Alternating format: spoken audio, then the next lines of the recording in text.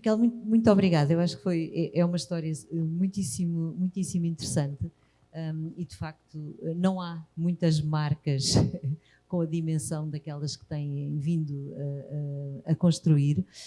Mas um dos temas que nos trazes aqui hoje tem também um bocadinho a ver com a origem, e a vossa até nasceu, eu diria, numa região que é uma marca, não é? Na região do Douro. E até que ponto é que usaram ou têm usado também a origem na vossa estratégia e até que ponto é que isso tem ou não tem impacto naquilo que fazem? Ou seja, a internacionalização faz-se, não se faz apesar da origem, faz-se a partir da origem. E mesmo para um vinho como Mateus, a origem é sempre o ponto de partida. Mas eu diria até que para os vinhos para os vinhos DOC, não é? Para os vinhos com denominação de origem, que são a maioria dos nossos vinhos, eu falei muito de Mateus, mas para terem uma ideia, Mateus hoje em dia é só 15% do nosso negócio, não é? O negócio da Sograp é muito mais vasto e, portanto, o território traz esse ponto, esse aspecto de diferenciação que torna o produto único, que é o que me permite chegar à Inglaterra e o que eu tenho para vender não é um Malbec qualquer, não é? Podia ser produzido na Argentina. É um vinho DOC Douro ou é um vinho DOC Alentejo. Portanto, essa diferenciação é importantíssima. Mas depois, a seguir a isso, é preciso construir marca. Eu acho que para ter relevância e às vezes falta-nos falar mais de marca e depois ter uma execução muito consistente.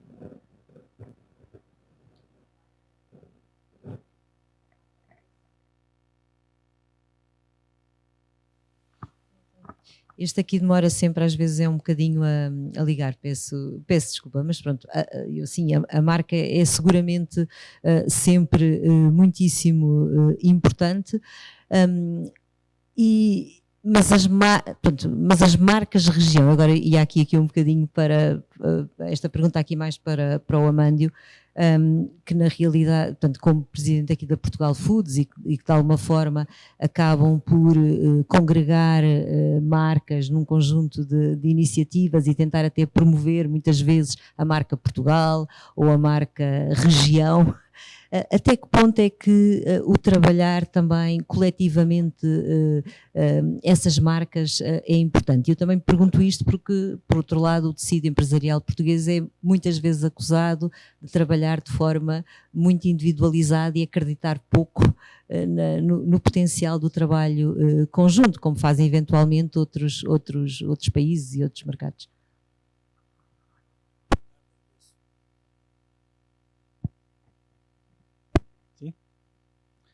Clara Moura Guedes, muito obrigado pelo convite.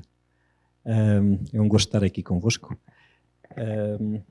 Falar um bocadinho daquilo que é a força que Portugal pode ter para ganhar competitividade em mercados externos e falar daquilo que é uma região ter capacidade para competir nos mercados externos obriga-nos indiscutivelmente a partirmos de um princípio. O Mateus vende 20 milhões de garrafas anualmente. Não há muitos setores e não há muitas empresas que tenham capacidade produtiva para estarem nos mercados globais. E quando nós olhamos para o nosso país, nós verificamos muitas vezes que é fundamental percebermos com quem é que competimos. E olhando para aqueles países que nos inspiram, se percebermos o que é a força da marca Itália, o que é a força da produção agrícola e agropecuária e agroindustrial de Espanha e de França, a força das organizações de produtores da Bélgica, por exemplo, a força cooperativa da França. Nós, quando vemos Portugal, de facto, encontramos um denominador comum: fragmentação. Fragmentação, não há reconhecimento da marca país, somos associados a um país que produz de forma tradicional e a Portugal Foods, em 2009, 2010, entendeu que se queremos criar dinâmica no setor, nós temos que agregar. E ousámos desenvolver uma estratégia para a promoção externa, em coordenação com as tutelas. Vejo que a doutora Susana Pombo, muito desafiante ao papel da DGAV, porque exportar para a União Europeia é um processo comercial, exportar para países terceiros é um processo burocrático. E a Portugal Foods conseguiu trazer para cima da mesa este valor fundamental, marca-país. Porque as marcas âncora, nós não temos muitas. Temos o Mateus, temos as conservas com marca, temos os vinhos, alguns vinhos com marca, mas exportamos 80% do azeite a granel. Nós não exportamos marca de azeite. Nós exportamos azeite, e estamos numa região de azeite, de produção de azeite, a granel para a Espanha e para a Itália, depois então um valor com as suas marcas. E, portanto, nós temos feito um trabalho nos últimos 15 anos que foi baseado no seguinte: se houver condições para que as empresas nos seus subsetores ganhem massa crítica e estejam presentes nos mercados externos de forma coletiva, nós criamos confiança nesse setor produtivo em Portugal. Portanto, esta dinâmica agregadora é fundamental para que a marca do vinho português, a marca do tomate português, do azeite português, das conservas portuguesas, da carne portuguesa, depois derivem para as marcas desses subsetores e dessas fileiras em termos regionais. O azeite alentejano, o vinho alentejano, a carne alentejana, o queijo alentejano. E nós, na Portugal Foods, e eu particularmente, confio muito nisto. Nós temos que mostrar a nossa dimensão pela força das fileiras e da região. E acredito que desta forma nós conseguiremos posicionar-nos como um país que se apresenta com atributos muito emocionais, mas acima de tudo com atributos de muita confiança e de muita capacidade produtiva e de inovação. É este o papel que temos tentado catalisar na agregação das empresas. E Dalino, tem a mesma opinião? Ou quer acrescentar aqui algo ao que o Amândio disse? Antes de mais, agradecer à Clara o convite, é um gosto, e indo diretamente à questão. Eu acho que se a resposta fosse um sim ou não, eu dizia nem. E o Amândio já me conhece, ele sabe, ele estava-me a provocar com algumas afirmações. Concordo no sim, que temos que ganhar escala. E parece-me que a estratégia da Portugal Foods tem feito, juntamente com outras empresas coletivamente, promover a marca Portugal. Parece-me que é um caminho correto, mas também há espaço para outro tipo de mercados e outro tipo de nichos. E também não concordo que não haja marcas fortes, eu obviamente não vou dizer quais, mas o Mano, se quiser que as diga, fortes, que exportam, inclusive, do setor cooperativo para mais de 50 países todos os anos. Agora, que temos quem à escala, temos. Isso é inegável. Que temos que potenciar a nossa história, também temos. Que temos que contar uma narrativa, também temos. Porque há uma coisa que nós, e eu falo obviamente da parte da produção, nós temos que nos focar naquilo que sabemos fazer, que é produzir. E entregar a parte de contar a história e de vender a quem sabe. Porque é uma ciência como outra qualquer, tem os truques como outros quaisquer e tem os pleias como outros quaisquer. Estamos a falar de carne. Carne. Portugal é deficitário em carne. Mas está aqui gente na sala que sabe, e eu já disse isto várias vezes, nós temos um projeto que exportamos todas as semanas carne para a Alemanha. Vocês perguntam, mas a Alemanha não tem carne? Tem. Mas eu não lhes vendo carne. Eu vendo-lhes uma história. Eu vendo-lhes um produto que foi criado numa reserva da biosfera do Unesco. É isso que eles me compram todas as semanas. Portanto, nós temos também que ir à procura deste tipo de nicho e há pessoas que estão dispostas a pagar. E a pagar bem. É isso. E como disse a Raquel, deu o exemplo do Mateus, mas eles também têm marca velha. A estratégia é totalmente diferente. Mas com certeza o Mateus é que dá a tesouraria, não a marca velha. A marca velha é a bandeira. Portanto, Eu acho que nós temos histórias, nós temos narrativas, o Alentejo tem muitas histórias, tem muito sentimento e tem muito para explorar. Agora temos que pôr os storytellings da vida a contar essas histórias. E já agora, isto é aqui um bocadinho uma curiosidade, porque, como se diz isto das empresas, as empresas não querem mesmo colaborar umas com as outras. Raquel. Não, nossa, é uma pergunta à qual não posso responder com uma resposta generalista. Há empresas que querem colaborar, mas precisávamos que fossem mais.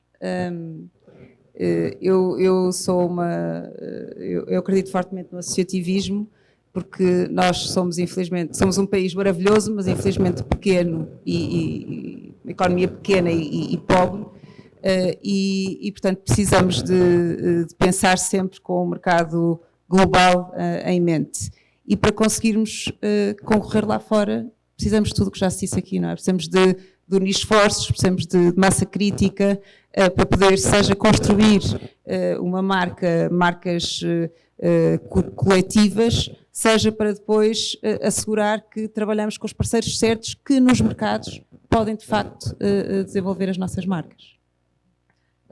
Mas estava a dizer que, portanto, que há sempre aqui um bocadinho este problema da dimensão, mas no vosso caso também para uma empresa familiar que conseguiu dar este salto para ser uma empresa bastante internacionalizada e multinacional. O que é que acredita que possa ter feito a diferença e que possa servir também de inspiração a outras empresas que queiram fazer o mesmo? Eu acho desde logo a ambição, não é? Eu não posso olhar para a exportação como um mal necessário e um plano B.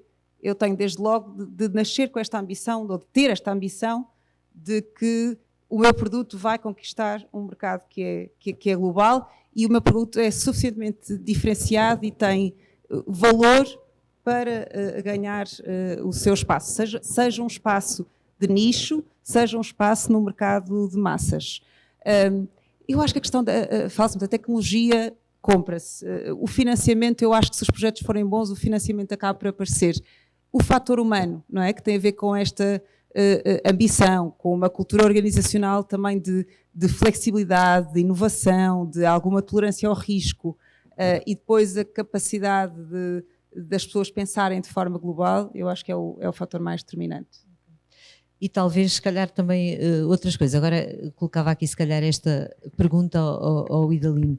Nós falamos muito, às vezes, da importância de criarmos estes mais campeões nacionais, internacionais, no setor agroalimentar, mas também, eu penso que se sabe mais ou menos que isso exigirá alguma articulação maior, se calhar, entre o próprio setor produtivo, a banca, a logística, a tecnologia, todos esses, todo esse ecossistema, não é? Para permitir e ajudar as empresas a escalar.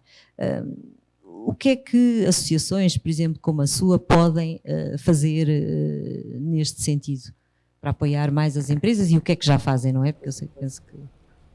Obviamente que tudo o que disse é fundamental e decisivo para alavancar qualquer negócio, não só agroalimentar.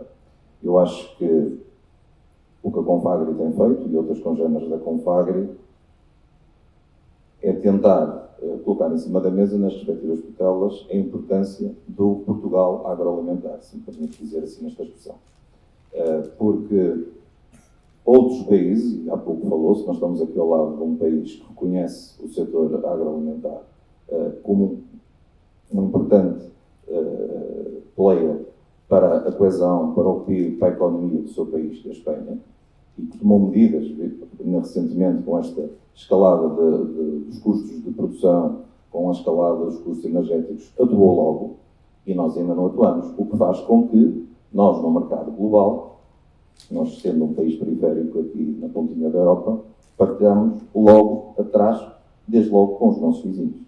Portanto, era muito importante as respectivas tutelas reconhecerem a importância do Portugal agroalimentar e não ter vergonha de assumir isto como um todo. Não falar de agricultura, não falar só de indústria, mas falar de um Portugal agroalimentar. Todos os elos desta cadeia têm que funcionar. E nós temos, eu pessoalmente tenho dito isto muitas vezes, Portugal tem utilizado pouco uma plataforma que devia estar mais musculada, na nossa opinião, que é a parca. Nós estamos lá todos sentados. Está lá a produção, está lá a indústria, está lá a distribuição, é tutelada pelo Ministério da Economia e pelo Ministério da Agricultura, está lá a Centromarca, está lá a pé. O que é que falta? Falta vontade. A mim choca-me, enquanto agricultor e responsável de uma organização agrícola, que neste clima de incerteza geopolítica que estamos a viver, que não tenha sido convocado à parca. Faz-me muita confusão. E isto leva-me a crer, como nós fomos tão bons no Covid, nunca faltamos nas prateleiras nem nos frigoríficos das pessoas, não deram por nós. Porque se tivéssemos faltado, davam por nossa falta. Nós fomos demasiado bons, não olham para nós. Desafio, não há dúvida, mas eu agora, pronto, já lá voltamos seguramente, mas a Raquel também falou ali um bocadinho desta importância das empresas terem ambição. Eu lembro quando conversámos um bocadinho antes da reunião, o Amandio ter dito que as empresas portuguesas estão demasiado focadas na exportação e muito pouco na internacionalização. Quer comentar um bocadinho, que eu acho que é uma visão também muitíssimo interessante. Mas, eu convidava os presentes a ler o artigo do Pedro Pimentel penso que foi dois ou destes dias, sobre a parca, pegando apenas aqui no repto do Idarim Leão. Permite-me que antes fale um bocadinho sobre a cooperação das empresas e...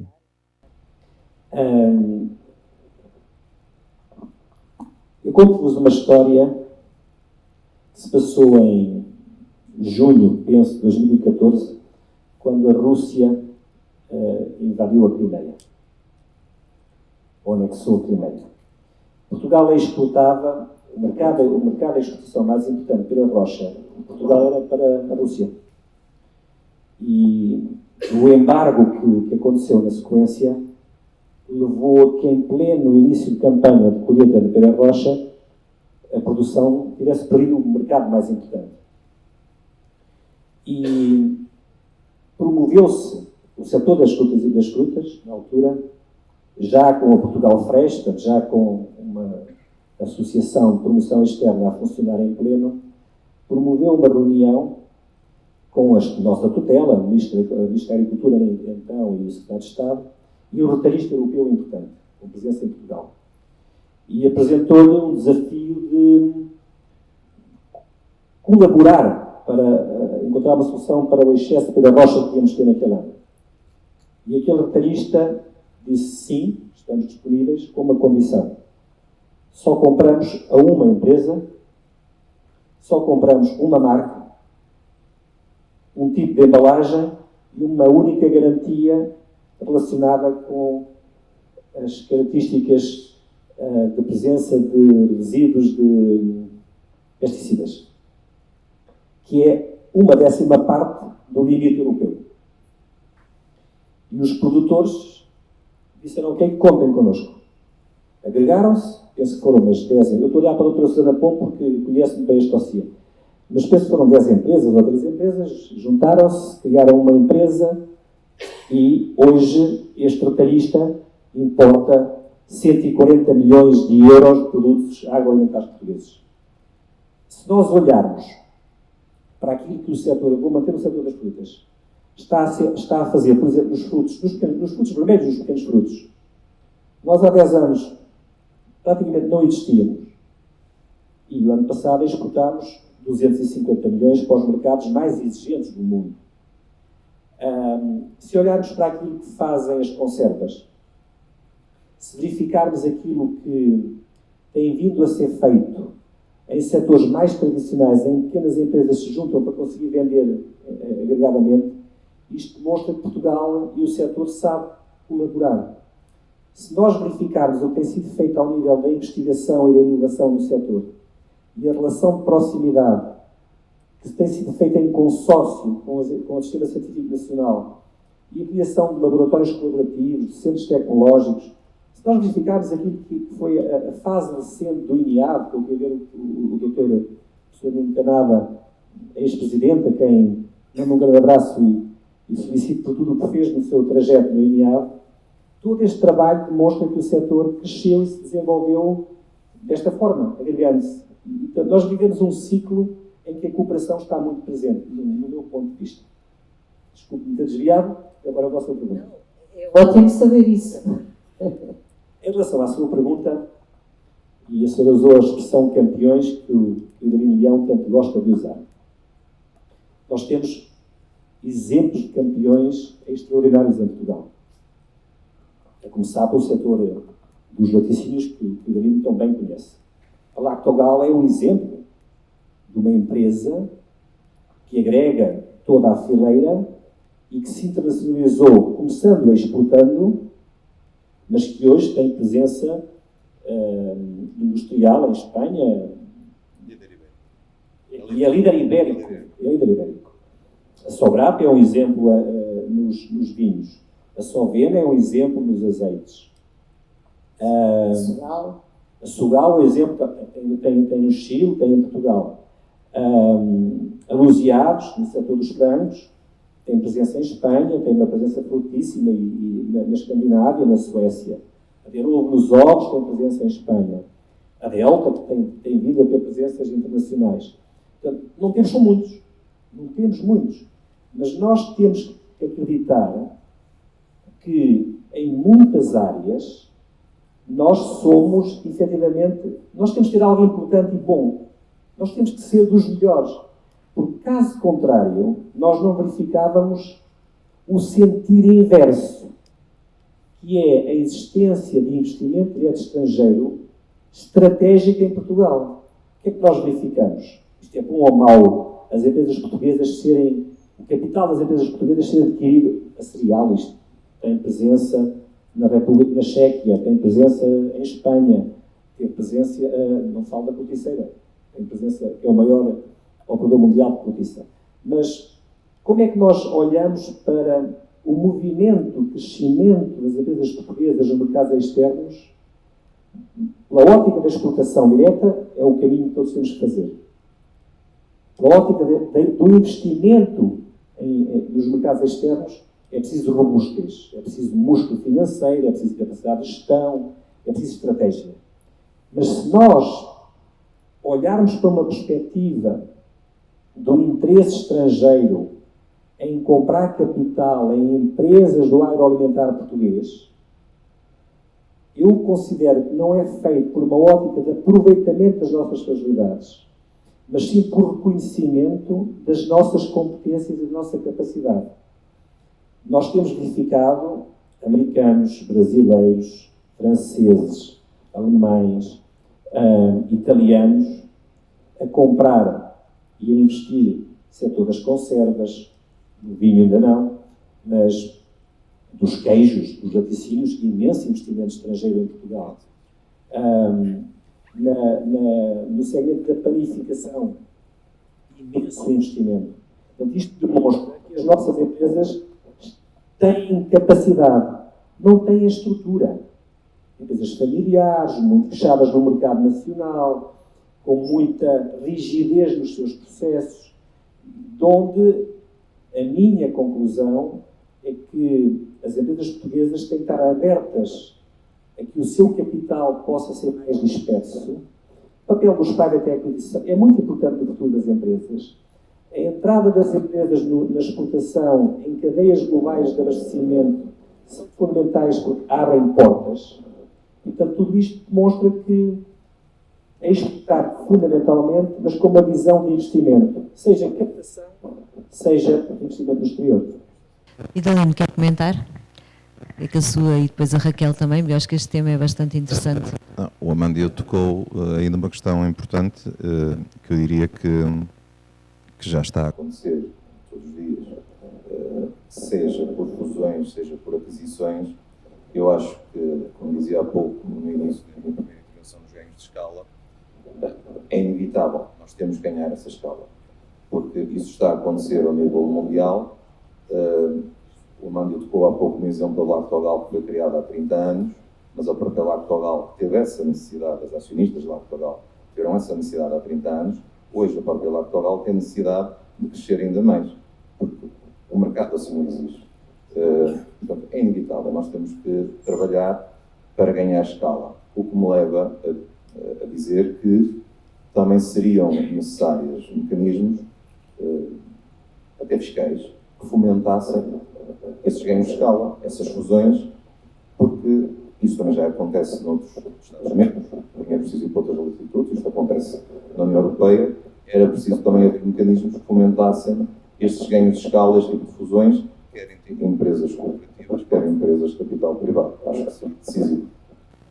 Agora só mesmo para terminar, não sei se a Raquel quer aqui acrescentar alguma coisa e depois só comentassem quais é que consideram que são os mercados que estão a ser pouco aproveitados eventualmente pelo agroalimentar nacional.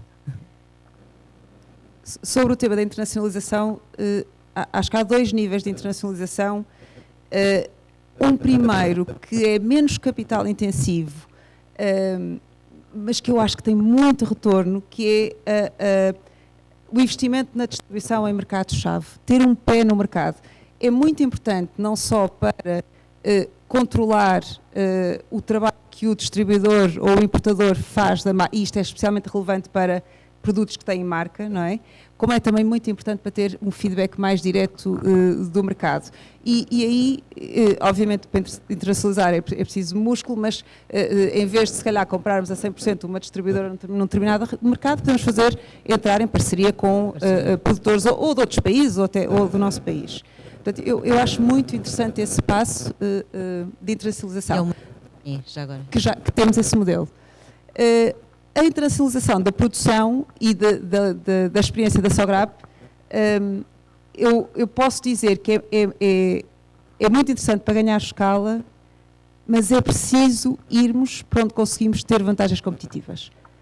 Porquê é que eu hei de ir produzir vinho em Itália se eu não produzo vinho, se eu não sou capaz de produzir vinho melhor que o italiano que lá está, não é?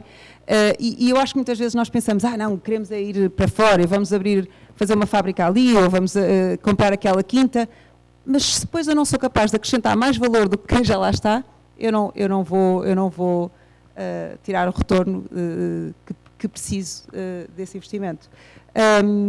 Nada, do lado do setor vitivinícola, só dizer que nós vemos com muito bons olhos todos os acordos bilaterais que a União Europeia possa fazer, nomeadamente os últimos que já foram assinados, muito bem-vindos para o mercado do vinho.